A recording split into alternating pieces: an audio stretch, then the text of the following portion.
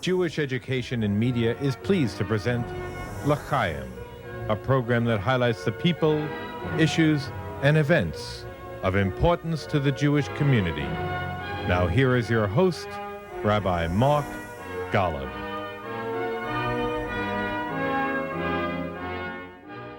I'm Mark Golub, and what a joy I have on this edition of L'Chaim as I welcome once again one of the leading figures on the Israeli scene today, Ambassador Danny Ayalon, whom I know many of you know quite well from his years first as Israel's ambassador to Washington during the George Bush years of 2002 to 2006.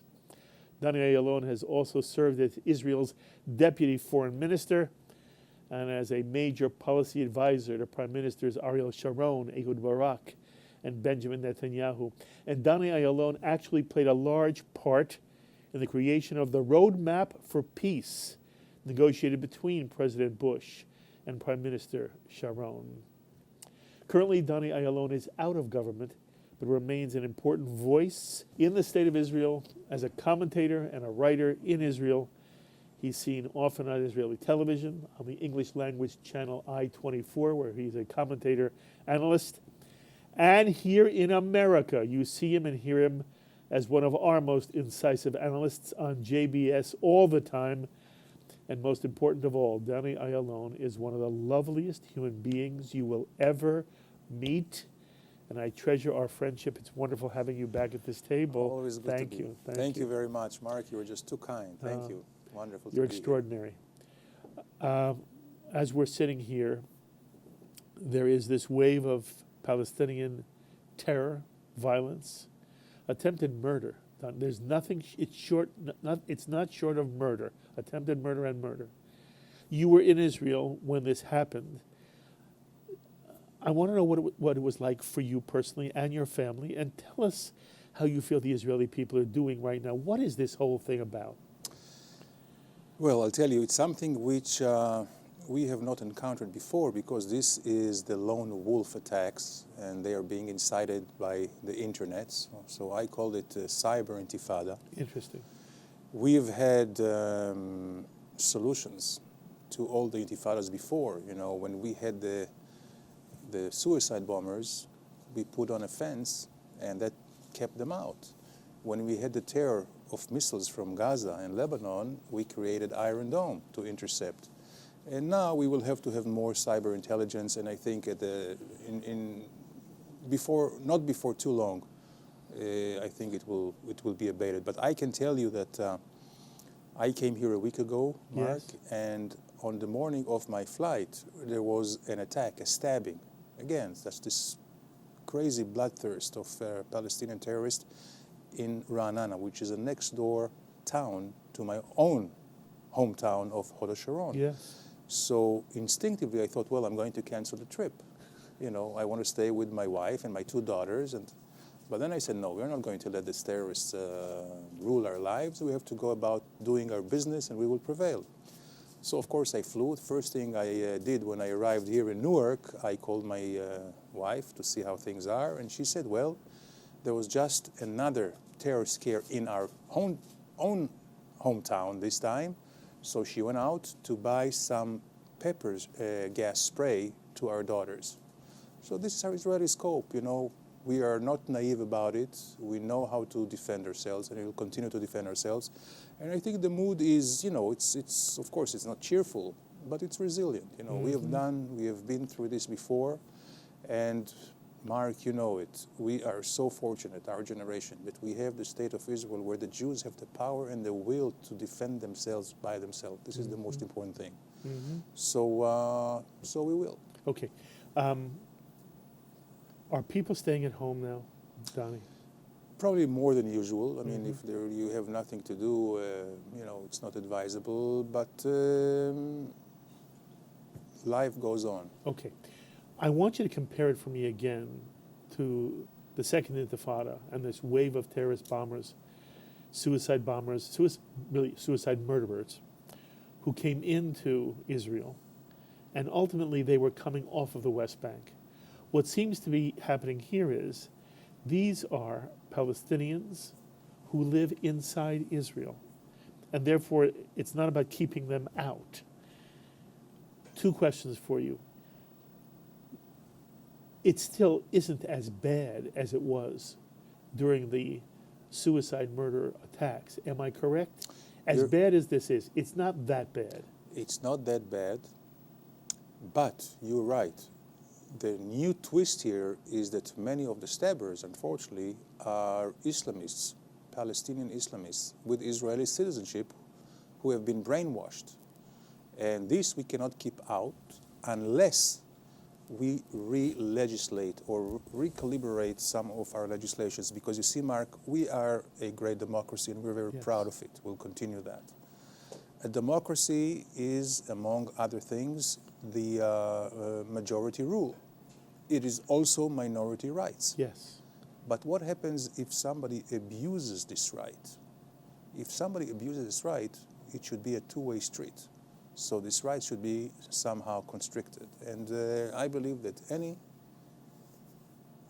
stabber, any killer, any terrorist like that, whether he holds an Israeli citizenship or not, should pay a price, or whoever is his accomplices And what does that mean? should pay. By the way, isn't it obvious? I don't even know why you feel you have to say it. There's somebody who's trying to inflict bodily harm, if not murder, on another Israeli. That person is a criminal. Absolutely. And whatever we would do in a general situation, that should be done. The fact that they are Palestinian or Arab or Islamist is really irrelevant, is it not? It is irrelevant, except those who have Israeli citizenship, they enjoy social security, they enjoy other benefits, and these benefits should be taken away from them and maybe from their families. And I think this would be a great deterrent to them. And sometimes you have to do things in order to just protect lives. And I keep hearing about these human rights issues. Correct. I don't think that there is any place in the Middle East where human rights are being more observed than in Israel. But there's something which is even preceding human rights, which is human lives, and we must protect them. So hopefully the government will find a way and the wherewithal to legislate together with the Knesset, so anyone who stabs any person, Jews, Arabs, whatever, not only would pay the penalty by sitting in jail, but also by his security, social He would security lose taken certain away. economic benefits as well. Exactly. As well, maybe as his family, if they are also accomplices to what the crime was.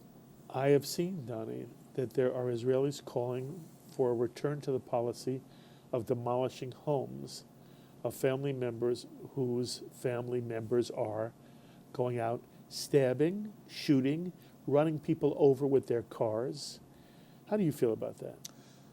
Well, nobody can feel comfortable about, demolishing homes. But if this is a deterrent to save lives, we should do it. Will it deter, in your mind? I believe it will deter. It has deterred in the past.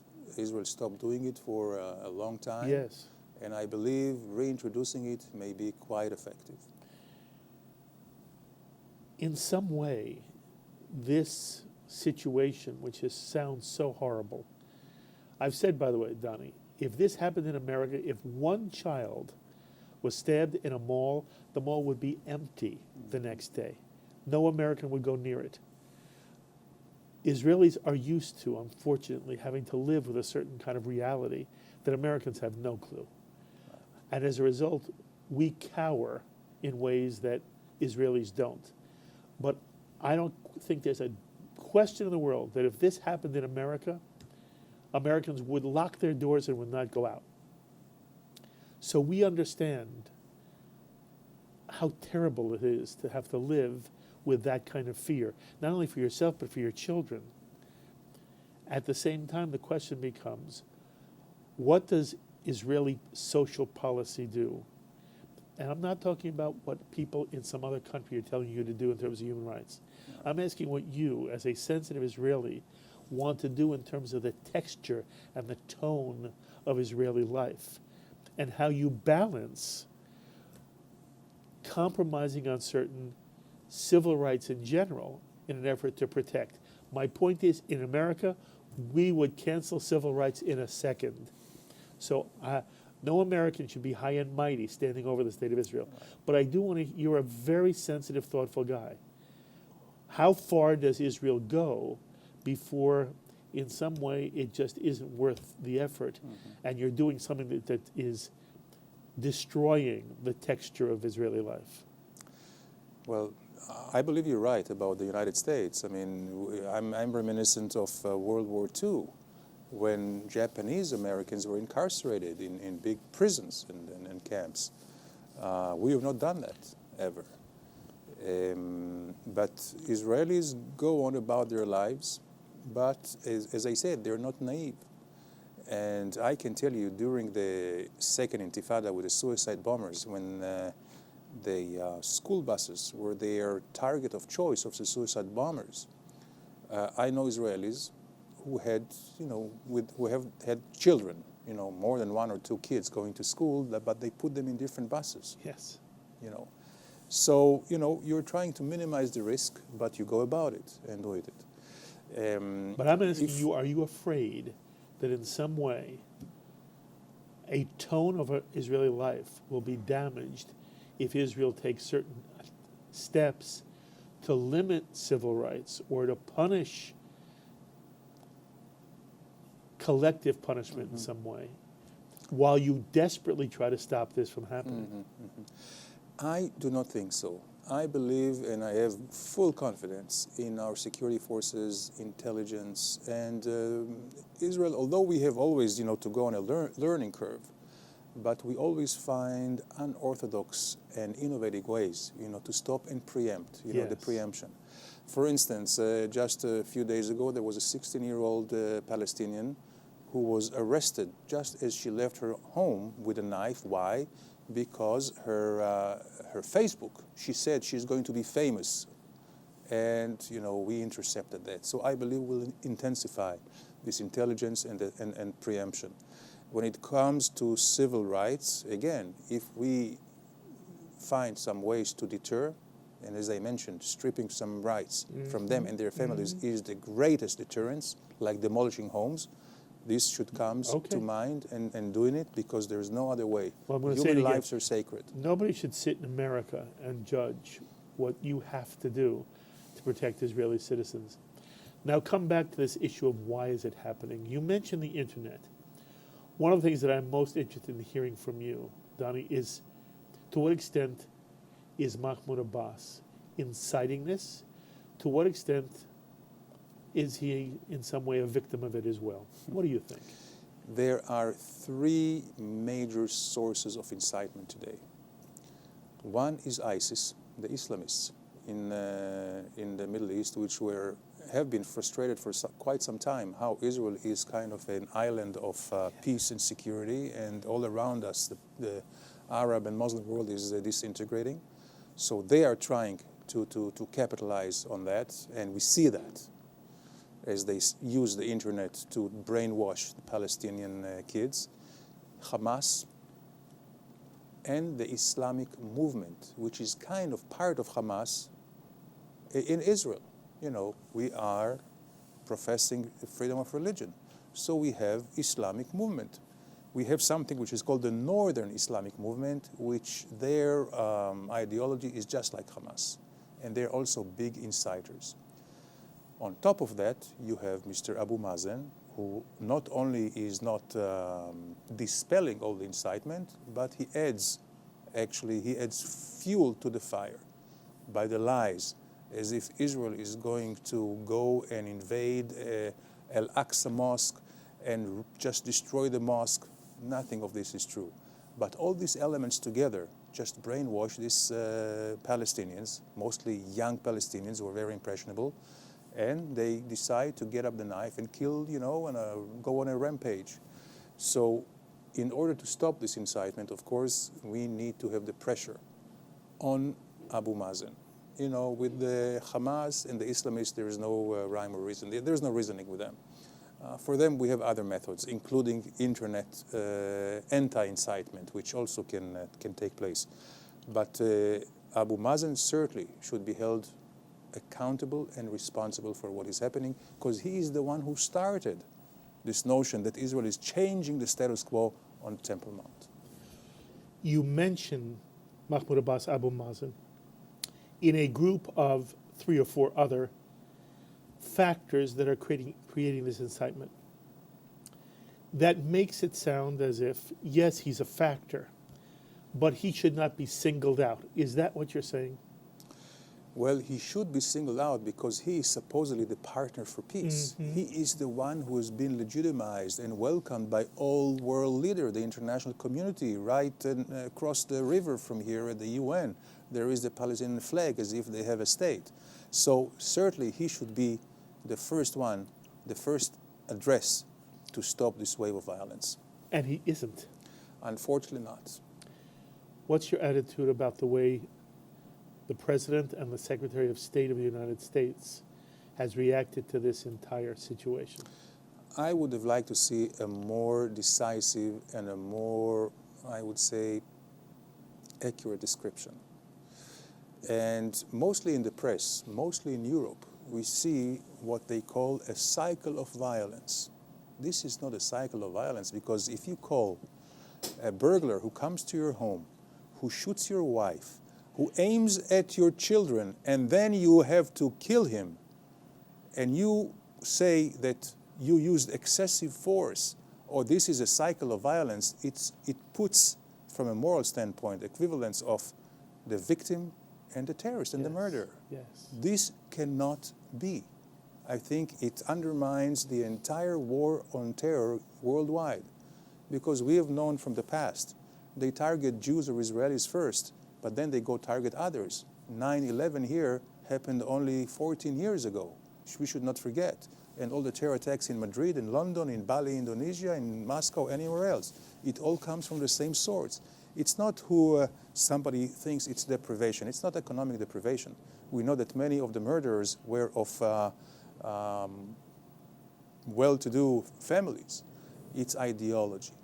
And they try to kill us, not because of what we do, it's because of who we are. Mm-hmm. And I think this is why certainly the press in the West should be much more discerning, should be much more ethical, moral, and precise by calling it Palestinian terror and Israeli self-defense, not a cycle of violence. And certainly not to talk about excessive damage. And they're doing this tally, which is a gruesome count of how many Israelis were killed versus how many Palestinians. And if there were not too many Israelis that were killed, it's not sufficient. You used excessive force, Right. which is crazy. Yes. I mean, do I have to remind the world here that World War II, the Allies against the Nazis, was it excessive force that brought the Nazis down? Of course it was, because you have to finish wars in the shortest term and time as possible. Was this excessive force in the war in the Pacific against Japan, when the U.S. had to do what it had to do in order to save 1 million lives of soldiers? Of course not. When you fight evil, you have to use everything you've got. Otherwise, it's a tat. If it's a tit for tat, it prolongs the war. It adds more and more casualties on all sides. It's not logical, and it's immoral. You are a career diplomat, so you instinctively have a way of speaking that is very genteel. You were much kinder than I would have been. As an American, I was so disappointed in the President and the Secretary of State, and with the spokesperson for each one, that they did not immediately come out, condemn what was being done by the Palestinians, just give Mahmoud Abbas Abu Mazen hell for what he said on Palestinian television, that the Jews were about to divide the Al-Aqsa Mosque, and the dirty, filthy feet on, Which is like the worst anti-Semitism. It was unbelievable. How do you explain it to yourself? What do you really think is going on in Washington, in the Obama administration, the State Department, that they aren't just slamming the Palestinians and Mahmoud Abbas? Well, it really makes you wonder. Sometimes it makes your blood boil. It's so Doesn't it? unfair. It is so unfair. But then, you have to understand the forces that drive the international diplomacy. And the international community is very hypocritical, very cynical. You know, they're slow to react, not just in the case of Israel, in the case of Bosnia, or in the case of Rwanda, you know, anywhere. The case of South Sudan, always they would react either too slow and too little. This is also why we have to be so adamant about always being able to defend ourselves by ourselves, not to rely on anyone else, with all due respect to anyone else. And right now we have this capability. This is what we need to cherish. I will tell you something which may even make things more unbelievable, just to add insult to injury.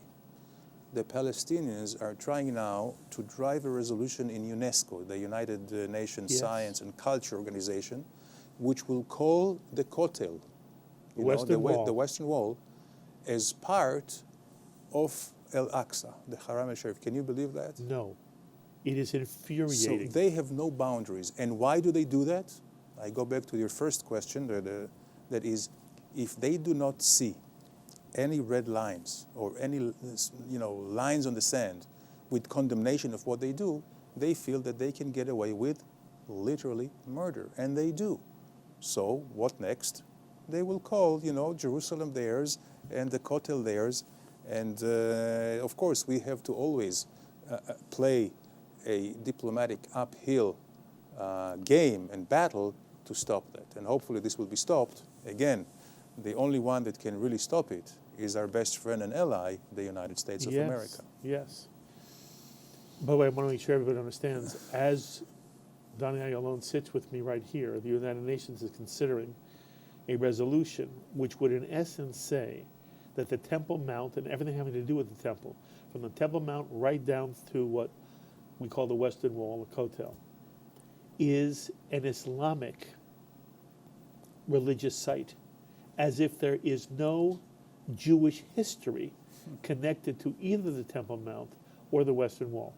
And I say to myself, it's one thing if there's, we now hear the word narrative. There's an Israeli narrative, there's a Palestinian narrative. I am infuriated by the word narrative. Means a story. The Palestinians have a story. Jews have fact and history. Right. We're talking about history, verifiable history, which can be verified from non-Jewish sources. That's what history is. Right. So we know the history is that this Temple Mount was the site of Solomon's first temple, the second temple that was built after the Babylonian exile.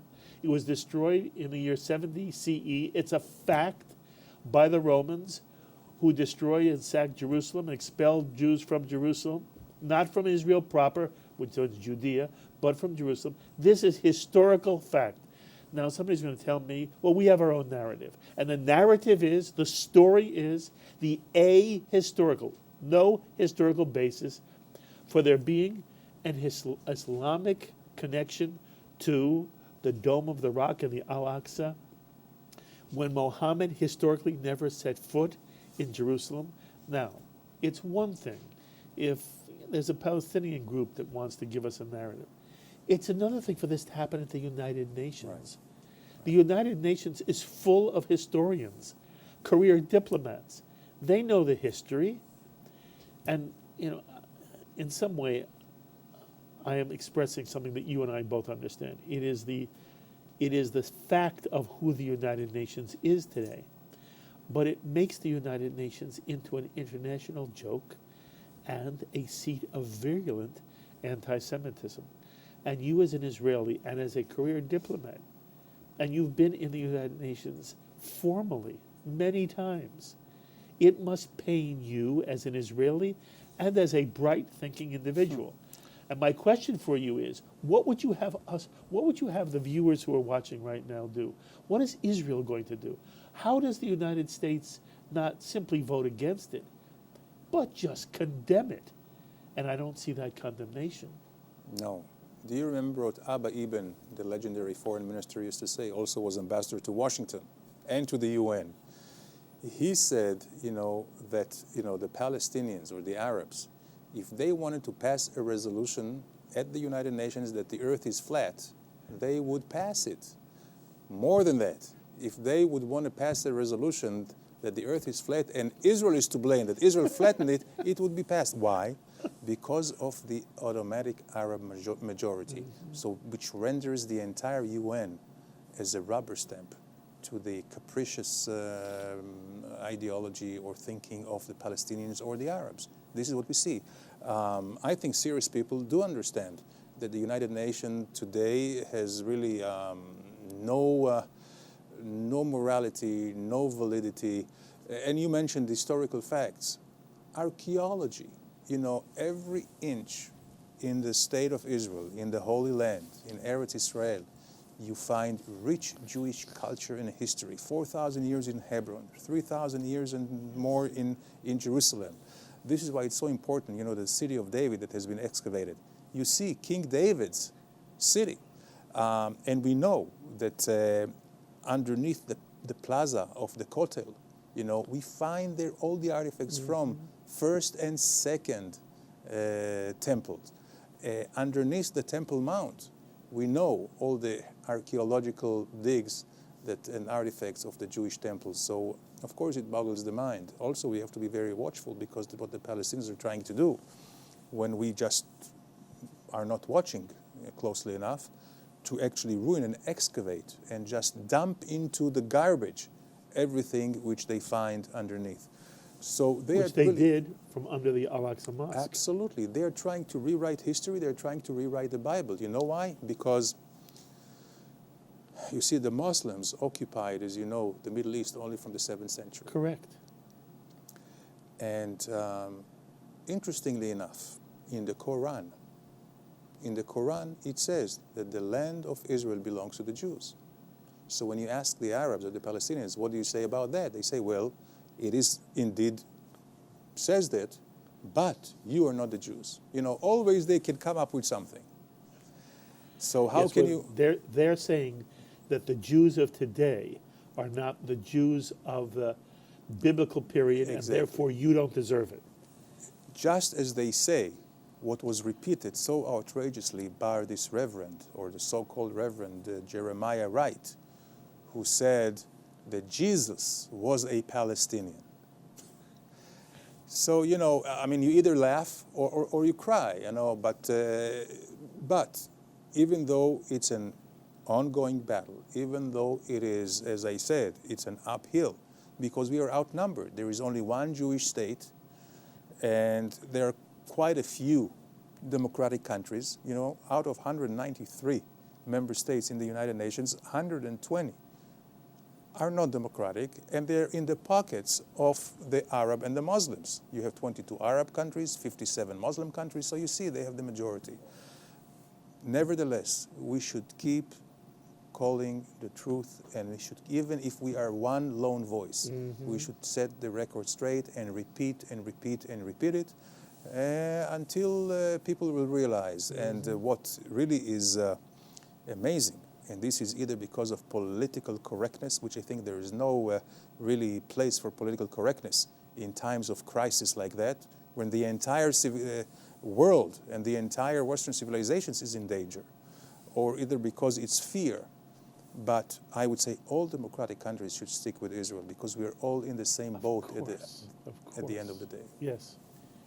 By the way, if somebody said to you, should the U.S. and Israel pull out of the United Nations, you would say? I would say not quite soon. Because, not now. Not now. First, because there's no other organization. It would have been a good exercise to try, and this is what I would have vouched for, to create an organization which only houses democratic countries, true democracies. Democracy is not just elections. It's the free speech, it's the rule of law, it's the institutions, the democratic institutions. If we could do something like that, I think that would have had some merit. But right now, since there is no other place, we have to be a member of the only game in town. Yes, I agree 100% with you. Just finish this idea that Israel has to deal with now. Do you think it will come to an end, or is this going to be ongoing for a period of time? The attacks against Israelis. It will come to an end. It will come to an end because there are no endless Palestinians who want to get killed. Unfortunately, and you see, it's mainly because of the Israeli resilience and the Israeli civil population, because you cannot have a policeman in every street that know how to defend themselves. So at the end of the day, we see that all these terrorists have been neutralized one way or another. So I believe it will end. And just as we had, and Mark, you remember it well, during the Second Intifada, Israel lost 1,000 Israelis in a matter of 1.5 years. I mean, just think, proportionally, losing 1,000 Israelis is like losing 50,000 Americans. What would it do to a country? You know, this is the ratio. And it took the government some, go up on a learning curve until we stopped the suicide bombing. The same way here. This time, it's more to get into the cyber, to preempt with intelligence and other methods of operations. So I have no doubt that this wave as well will diminish and will stop altogether. Okay. Politics are very fluid in the state of Israel. Right. Do you feel that Israeli politics overall, has the country moved right? When we hear analysts in America say that Israel has moved to the right, is that true? Well, I'm not sure. I think the Israelis are very sensible and they're very pragmatic.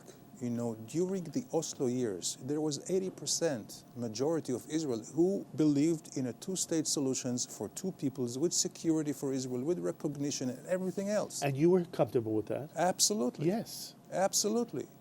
But when you saw that the Palestinians abused the trust and actually all the armaments and weapons that they received because of the Oslo, which was supposed to go against the terrorists, and then it was turned against us, no one with his right mind would continue to support it.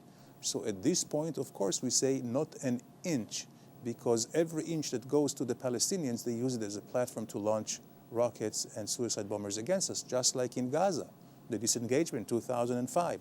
So at this point, I would say 80% of Israelis will tell you, heck, this is certainly not the time for a Palestinian state, not only because they cannot control themselves, and they are torn apart. You have Hamas in Gaza, you have the PLO and Abu Mazen in Ramallah. Who are you talking about anyway? Hamas doesn't want to discuss at all any recognition, and they want to destroy the entire state of Israel and make an Islamic state. So certainly right now, I think practical Israelis would be very much against any concessions until and unless we will see a real readiness by the Palestinians for historic reconciliation. You know, peace is not just a piece of paper. You know, you have to make sure that it will last for generations and centuries. And this is not the situation right now. Okay. I do want to hear what you have to say about your feelings about the way in which Prime Minister Netanyahu is leading the state of Israel, domestically and in terms of the international scene. Okay. Well, first of all, I think that more leadership is needed. And I think in many respects, the government, I don't want to pinpoint to Netanyahu himself because it's not fair. Because Netanyahu, as prime minister, he doesn't have presidential powers. See, in Israel, our system is a power sharing. It's not winner takes all as it is here. So he is very much limited by his cabinet. You know, he has a coalition, many parties that he has to, you know, it's like herding cats. The Knesset itself and the bureaucracy. But here, even though it is almost an untenable situation, I think with more leadership, with more vision, things could have gotten better. First of all, the bureaucracy in Israel, and the centralization of the economic factors. I think here we should have decentralized some more. We should have done more with the land. Could Netanyahu have done that? Well, he should have banged heads. Take the Minister of Interior and the Minister of Treasury and whoever else is needed to do. The land authority. You know, we have a problem of housing. The housing prices is so high that kids who are just getting out of college or are getting married cannot afford it. And this is because lack of supply of land. The state of Israel owns 93% of the land. So where is the problem? It's the government. The government in many ways, and I'm not saying it's Netanyahu himself, but he rules a very bureaucratic and not effective government. You know, I bring a lot of investors, foreign investors to Israel, and they love it. They love the country. You know, we have one of the best economies in the world. And I tell them, all Israel's achievements, which are many, you know, technological, economic, of course, strategical, whatever, agriculture, it's not because, it's despite almost of government. So we need to streamline the government, and this we have not seen. We needed to decentralize. This we do not see. We need to change and reform the system. But that's not Netanyahu's fault. Well, Netanyahu ran a campaign, not this election, but the one before last, on government reform, political reform. Nothing has been done. Correct. So I think, after all, he needs to really call people to task and put more pressure and more leadership on. Now that's basically domestic. That's domestic. Now give me the international scene. International, again, it's I blame mostly either the myopic or cynical or hypocritical international community that blames Israel. That's like a knee-jerk reaction, either because it's not politically correct to blame the Arabs or Muslims. You see what happens, you know, if somebody has a caricature of Muhammad, you know, people getting murdered in Paris. So people are not doing that. I don't know if you saw that, Mark, but just, again, a week ago, there was an imam from Gaza, a Muslim imam, a Palestinian imam, who was calling from a holy place, his mosque. He was doing his sermon, holding a knife in his hand, calling for all Muslims to kill the Jews. Just think a rabbi would do that in his sermon. Just think a Catholic priest would do it. What an uproar. And here, it goes unnoticed almost.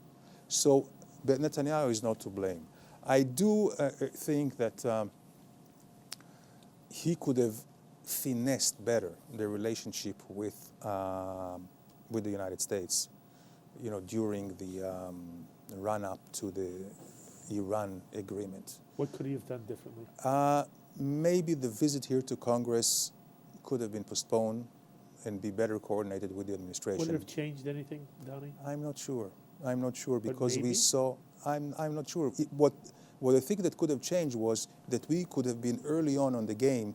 Maybe we could have put more impact on the conditions of the deal, which is You were it's not shut a out. Israel was shut out of negotiations. Unfortunately, And yes. what does it have to do with whether he came or not? By the way, many people feel it was a mistake he came, but I don't hear In that anybody respect, tell me what difference did it make. Well, at least then, the administration would not have an excuse that he is confronting them. So they would have had to share more intelligence, more information to work together. But this is unfortunately a fait accompli, and I think the wisdom of leadership, the wisdom of diplomacy is, not to cry about the spilled milk, just go on. And I think today, what's the most important thing right now is to bring back the relationship at the top between the Prime Minister's office and the administration here in the White House back to normality. I think in that sense, the upcoming visit of Mr. Netanyahu to Washington, 9th of November, he has a meeting with the President in the Oval Office. I think two major things should be in the agenda before anything else. And there are many other things. The first thing is how to upgrade Israel's defense and deterrence capabilities vis-a-vis Iran after the deal was done. And this should be done. Secondly, is to really work on a roadmap of a strong response from the international community for any breach of the agreement by Iran. And this is what we should watch, because the Iranians will try to breach the agreement. You don't doubt that, do you? I have no doubt. They have much more capabilities than North Korea. North Korea, the same deal. North Korea had the bomb a few years later. So Iran with 10 times the capabilities and the sophistication, we have to watch it very closely. And knowing the Iranians, they will not try to breach it materially right away. They will try to do it in baby steps.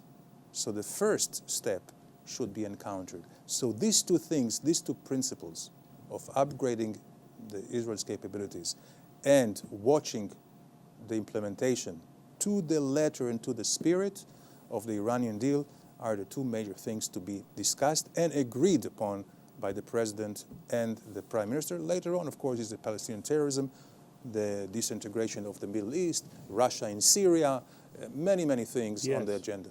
By the way, just for the record, you opposed this Iranian deal, correct? Absolutely. And the major reason is? The major reason is, without going into the details, is that this deal gives the Iran the upper hand by which it's up to the implementation of the deal is dependent upon the goodwill of the Iranians. And the Iranians have very bad will. That's the major reason. Mm-hmm. And what about the prime minister in terms of the peace process, which, by the way, really has lost its place as front and center? There's some people who are arguing that the reason why Mahmoud Abbas did encourage this wave of terror was to, once again, put focus on the Israeli-Palestinian crisis. It's like all of a sudden nobody cared anymore, because in reality, when you're dealing with ISIS and you're dealing with Iran, they're much more serious problems than the Israeli-Palestinian conflict, where in reality, the Arabs who are living inside Israel are living better than they are anywhere else in the Arab world. And even on the West Bank, life has improved dramatically for Palestinians who have an enormous amount of self-determination, although they don't have formal statehood. The United Nations seems to give it to them anyway. But yes, they don't have formal statehood. Their life, and again, life can always be better, Donnie. And I would like to see life better for everyone, including Palestinians. But they are not, by any stretch of the imagination, in the worst situation of people of this world. And so the attention has sort of gone elsewhere. At the same time, I want to ask you, how do you feel Netanyahu has done with the Palestinian-Israeli crisis, the peace process, and what do Israelis feel now about that dimension of contemporary Israeli life? Well, I think Netanyahu did the best he could.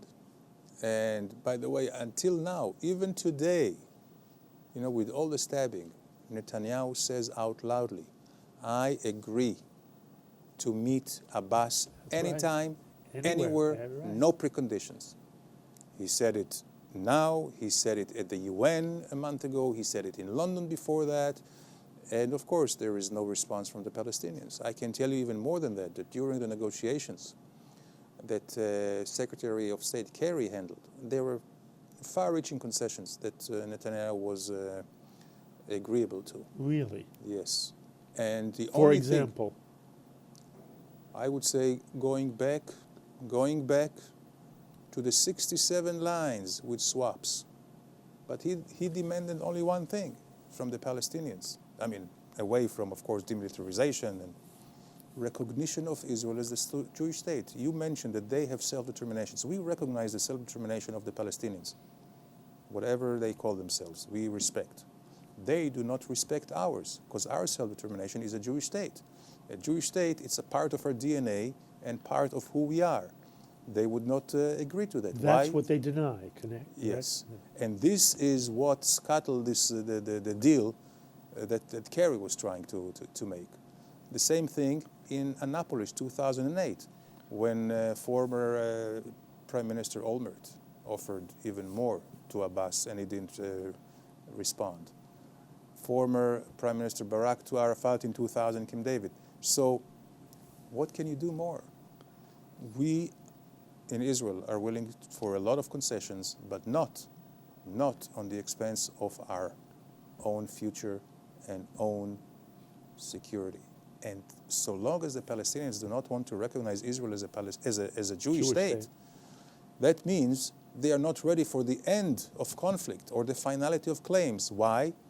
Because if they recognize Israel as a Jewish state, they will have to change their curriculum, what they teach their kids, that the entire land is Palestinian, that they should claim, and they claim not just the West Bank, Judea and Samaria. They claim the Galilee, they claim the Negev, they claim the Sharon area, they claim Jaffa, they claim Tel Aviv, they claim my own home in Hod HaSharon, you name it.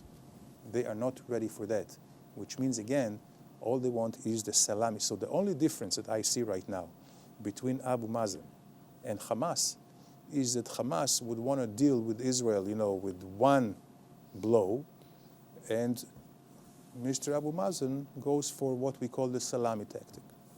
Step by step. Exactly. Okay.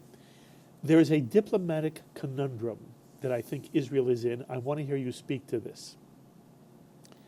I'll set it up for you, then you comment on it. Do you believe at the moment there is anybody in the Palestinian leadership that wants to make a peace agreement with the Jewish state of Israel, that it should be a legitimate Jewish state of Israel? Is there anybody in the Palestinian leadership who would do that now? Even hypothetically, there was. He couldn't do it because... Is there anybody now that you believe was willing to? No. Okay. So at the moment, you and I understand that as much as we might like the idea of partition into a two-state solution, which the Jewish people accepted since 1937, this is not a new idea. Right. As much as you and I would be thrilled, thrilled, I'd be happy for there to be peace between the Palestinians and Israelis. You live here, we live here, and everybody lives Canada and America. You and I believe, and Israelis believe, it's not possible with the leadership that exists today, correct? Correct. Now here's the conundrum I want you to speak to. I hear Israelis all the time talk about, well, what concessions can we make that will bring the Palestinians to the table? Let's have a settlement freeze, no more construction. The question is the construction beyond certain blocks? Is it inside the block? No construction. And that will please Secretary of State Kerry, and it will please the President of the United States. But Israelis end up talking about these issues as if we can only get Abbas back to the table, something positive can occur. Now here's my conundrum I want you to speak to. If you and I understand there is no Palestinian leadership, it's not about getting them back to the table. Because at the table, the biggest problem is you've got somebody who does not want to accept Israel's legitimate right to exist as a Jewish state. And at the same time, if we don't talk about what can we do to get the Palestinians back, and should there be there are many Jews who are arguing for a settlement freeze because that will get the process going again. And yet you and I understand there's no process possible here. That's the conundrum. Okay. How do you speak to it? Okay. Well, first of all, we remember there was a settlement freeze already by Netanyahu government 9 for months. 10 months. Yes, Right. didn't help. There were many freezes in the past. The president wants you to freeze again. Yeah, the terror did not start with the settlements. I would say, and this is where leadership should come into the table. And when I say leadership, is all on both sides of the Atlantic Ocean. And leadership is, among other things, is to be able to recalibrate the expectations, to know what is possible and what is not possible, not to go with your head and try to go through a brick wall. We know, we have been trying since 1993 until now to solve the problem in one fell swoop, right? Didn't work so many times. So I say, well, what is the enemy of the good is the perfect. We will not be able to get a perfect solution just because of the conundrum you just mentioned now. So let's go for the second best. The second best is very, very simple and logical, where both sides' interests are being served. What does Israel need? Recognition and security. The Palestinians want their sovereignty and independence. We can give it to them on an interim basis. Already, they have self-determination and they have self-rule in Gaza and in the West Bank, where the Palestinian Authority is in charge of Area A. I would be willing, as already they have a flag which is meaningless, but I would be willing to trade sovereignty and independence to the Palestinians for security and recognition for Israel on the existing lines where, you put, it's not full peace, we understand that, and it gives you the basis for cooperation for the future. Did I hear you say recognition? that you want to trade sovereignty for recognition. Did I hear you say that? Yeah. You just told me they. Sovereignty You of just where told me they they are. won't give us recognition. So I would say the depth and the solidity of the recognition, or the depth and the solidity of the sovereignty, will be commensurate to what they give us in terms of recognition. They don't give us recognition as a Jewish state. Well, they will be sovereign only where they are now. You know, Area A and Gaza, they are anyway. Full stop. And I believe... Who does that please? Well, Who I have think, you pleased with that agreement? well, first of all, I think we will keep our security intact. Who do you? Will America stop pressuring you? Well, Will the I world hope so. stop pressuring you? If they will... You're basically saying what they have now they can keep. But they can be a full state, right, with sovereignty. In Area A, Of course. only Area A. Of course. If they want more, we'll have to think about it, yeah, and we see what we get in terms of recognition. In any case, we keep security. In any arrangement, we are in charge of security. In Area A? Also, Let me get this straight. We're going to give them sovereignty in A, but we're going to keep troops there. certainly where we are now, certainly on the Jordan River Valley, and if we do see, as we do now, that they do not stop terror attacks coming from that area, we have the right for what we call hot pursuit and preemption and stop the things. I want to make sure the audience understands. I agree with you tactically. I'm only saying to you, it doesn't sound to me like you've suggested anything that the Palestinians, that the Americans, that the Europeans will embrace. Well, if the Americans and the Europeans will understand this is the only way to go, if the Arab League countries, and let me tell you, the Saudis, the Jordanians, and the Egyptians would serve their interest. If they would put the pressure on the Palestinians, they will accept it. Because That's your best chance right now, isn't it? Yes, because right now, all these countries that I mentioned in the Middle East have much bigger fish to fry. You know, the threat from Iran really brings in many ways, on a strategical level, the interests of all the Sunni moderate countries and Israel together. So these countries, if they push the Palestinians with the help of the US and Europe, I think the Palestinians will have to acquiesce, and it will help the Palestinians.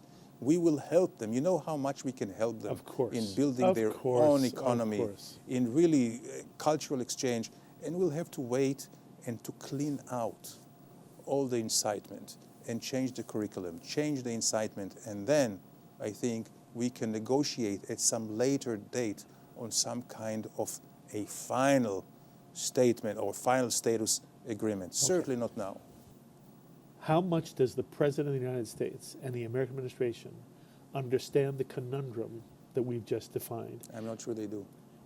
How is that possible? Well, I think you're 100% right. And I say to myself, how is that possible? Is it a philosophical commitment that won't let them see it?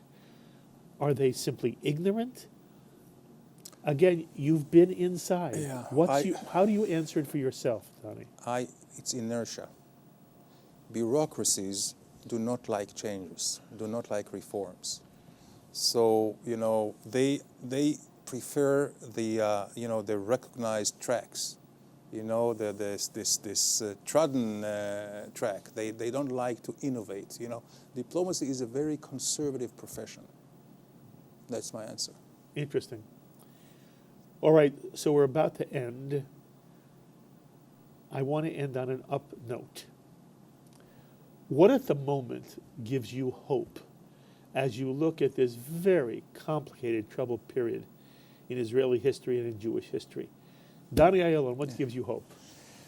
Well, there are a few things that give me hope. First of all, and I see, and I walk in many Jewish communities worldwide, I see the real tie, the real connection between Jewish communities worldwide, especially in the United States and Israel.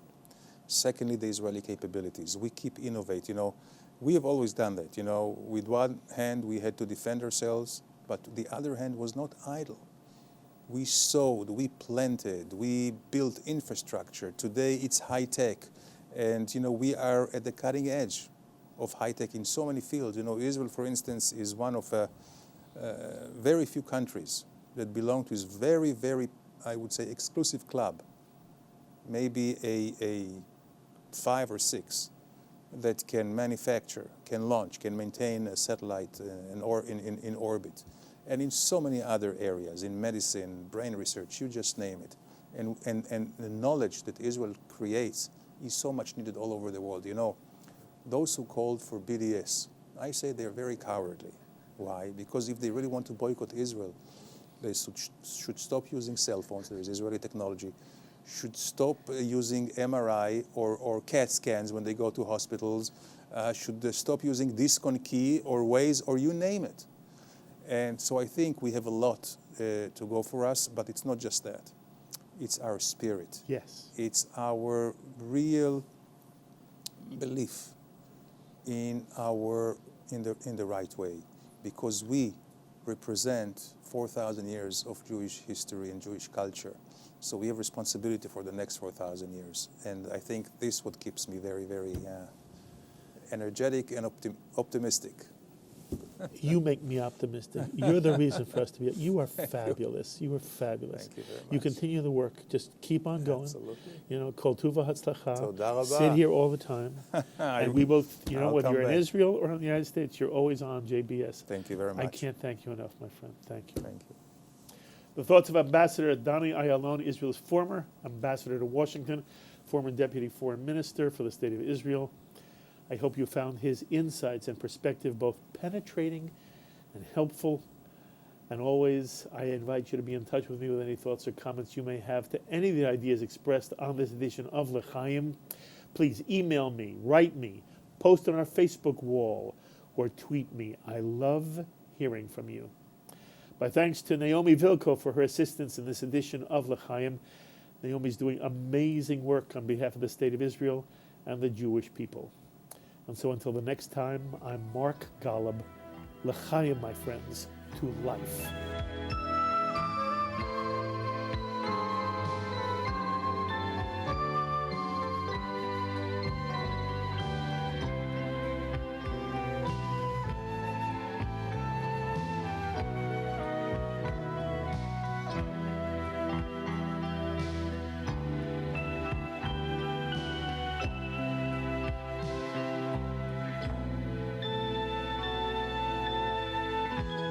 L'Chaim is a presentation of Jewish education in media.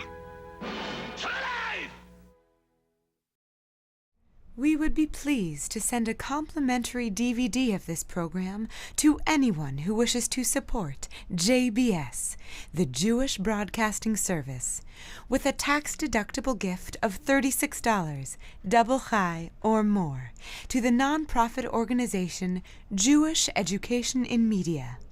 Simply visit the JBS homepage and click on the Donate button to make a donation by PayPal or your credit card. And please indicate the program for which you would like a DVD.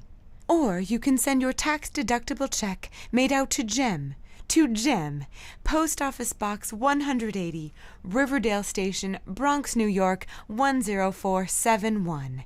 And again, please remember to indicate which program you would like to receive with our compliments. And we thank you for your kind support.